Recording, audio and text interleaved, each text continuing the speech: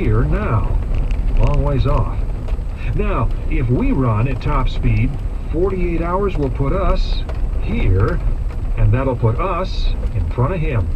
Pat? That's about right, sir, Lieutenant Mannion concurred.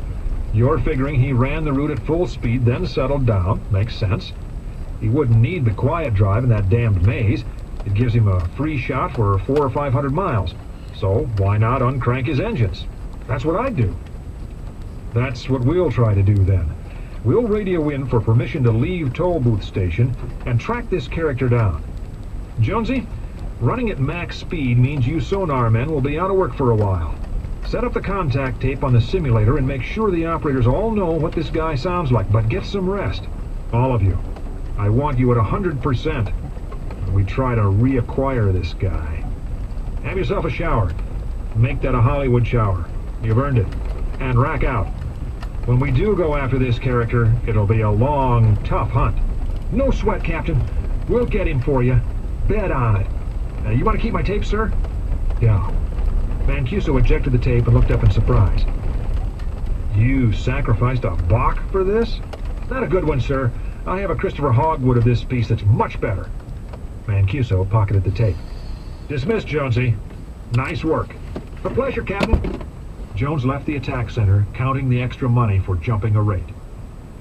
Roger, make sure your people are well rested over the next 2 days. When we do go after this guy, it's going to be a bastard. Aye, Captain. Pat, get us up to periscope depth. We're going to call this one into Norfolk right now. Earl, I want you thinking about what's making that noise. Right, Captain? While Mancuso drafted his message, Lieutenant Mannion brought the Dallas to periscope antenna depth with an upward angle on the diving planes. It took 5 minutes to get from 500 feet to just below the stormy surface. The submarine was subject to wave action, and while it was very gentle by surface ship standards, the crew noted her rocking. Mannion raised the periscope and ESM, Electronic Support Measures Antenna, the latter used for the broadband receiver designed to detect possible radar emissions. There was nothing in view. He could see about 5 miles, and the ESM instruments showed nothing except for aircraft sets, which were too far away to matter. Next, Mannion raised 2 more masts. One was a reed-like UHF, ultra-high-frequency receiving antenna. The other was new, a laser transmitter. This rotated and locked onto the carrier wave signal of the Atlantic S6, the communications satellite used exclusively by submarines. With the laser, they could send high-density transmissions without giving away the sub's position. "All ready, sir," the duty radio man reported. "Transmit." The radio man pressed a button. The signal, sent in a fraction of a second, was received by photovoltaic cells, read over to a UHF transmitter, and shot back down by parabolic dish antenna towards Atlantic Fleet Communications Headquarters. At Norfolk, another radio man noted the reception and pressed a button that transmitted the same signal up to the satellite and back to the Dallas. It was a simple way to identify garbles.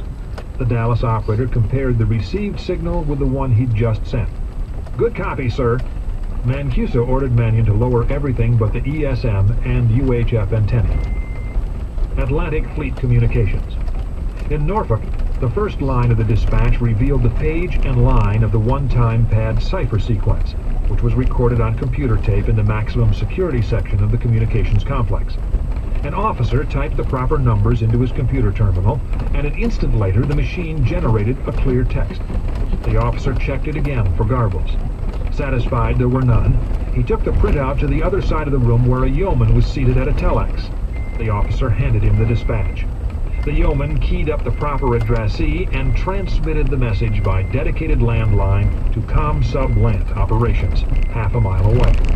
The landline was fiber optic, located in a steel conduit under a paved street.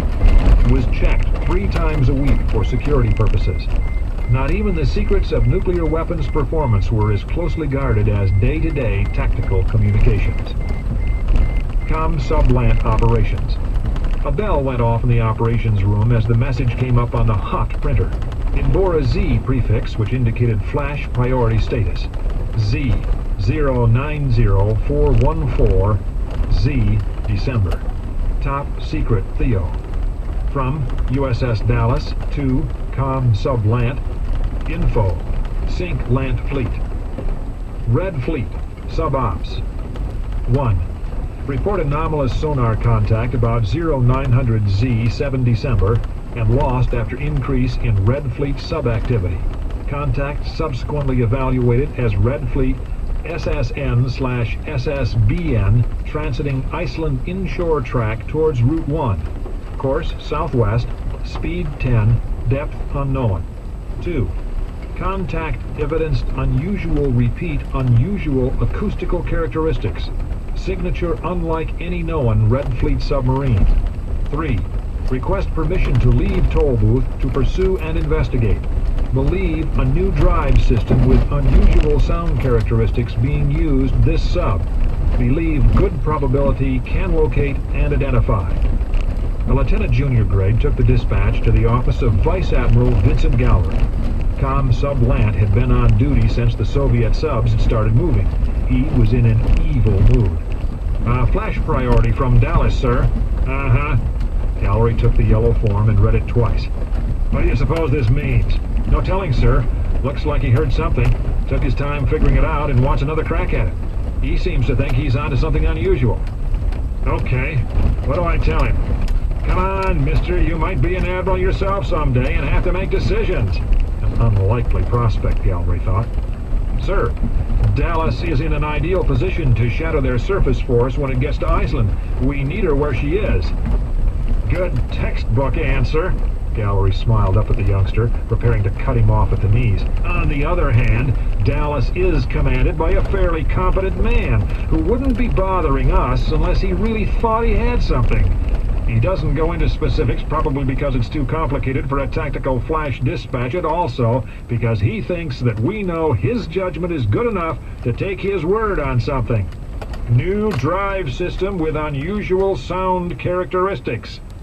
That may be a crock, but he's the man on the scene and he wants an answer. We tell him yes.